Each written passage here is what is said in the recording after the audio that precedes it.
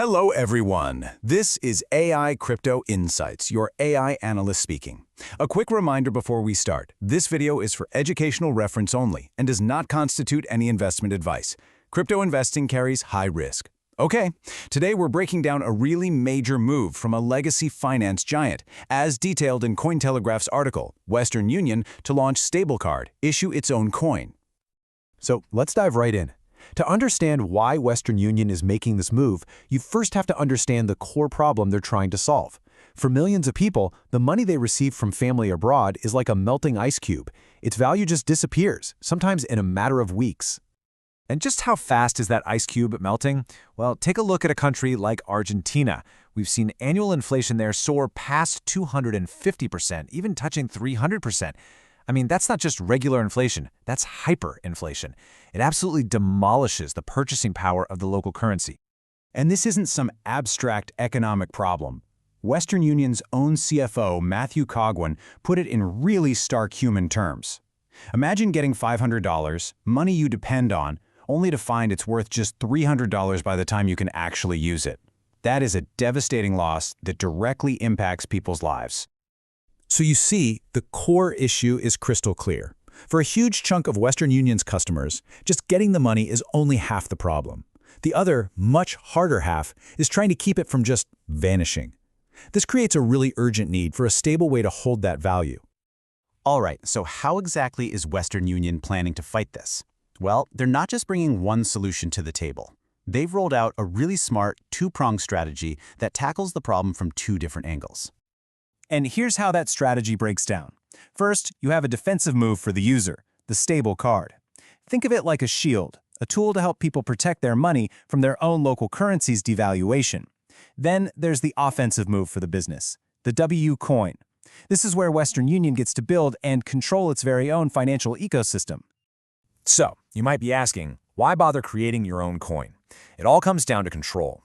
By issuing their own coin, they get to set the economic rules, they get to manage compliance directly, and most importantly, they can leverage their massive existing network across 200 countries to jumpstart a whole new digital market.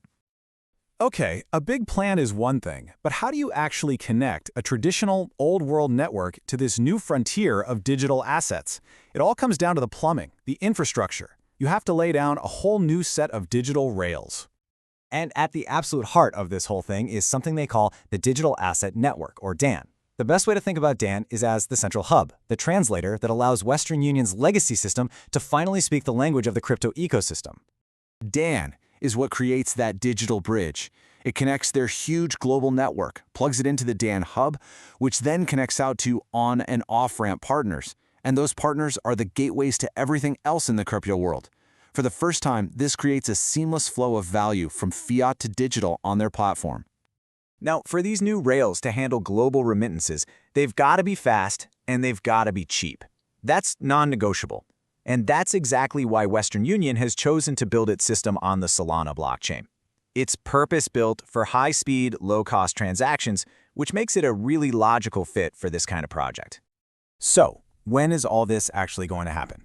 Well, this isn't just an idea on a PowerPoint slide. Western Union has a very clear multi-year roadmap with some pretty specific dates for the rollout. The roadmap shows they're taking a phased approach, which is smart. First up, they're launching the underlying tech, the DAN network, and that's set for the first half of 2025. Then, once those rails are in place and tested, the stablecoin itself, which they're calling USDPT, is scheduled to follow a year later in 2026. But it gets even more interesting. A recent trademark filing for WUSD kind of reveals their long-term ambition here. It goes way beyond just remittances. The filing points to a full-on crypto financial suite, including things like a crypto wallet, trading features, and payment processing. They're not just stepping into the space, they're planning to build a major presence. And they're smart enough to know they can't do this alone. They've partnered with Anchorage Digital Bank, which is a federally chartered crypto bank. This is a huge deal. It gives them massive institutional credibility and regulatory expertise, signaling to everyone that they are taking this incredibly seriously. So the key takeaway is this. Western Union is strategically building its own controlled digital asset ecosystem on top of public blockchains. They're doing it to solve a very real-world problem for their customers and, at the same time, capture a massive new market. The big question this leaves us with is, could this move, by a household name like Western Union, be the catalyst that finally pushes stablecoins into the mainstream? Drop your thoughts in the comments. See you in the next episode.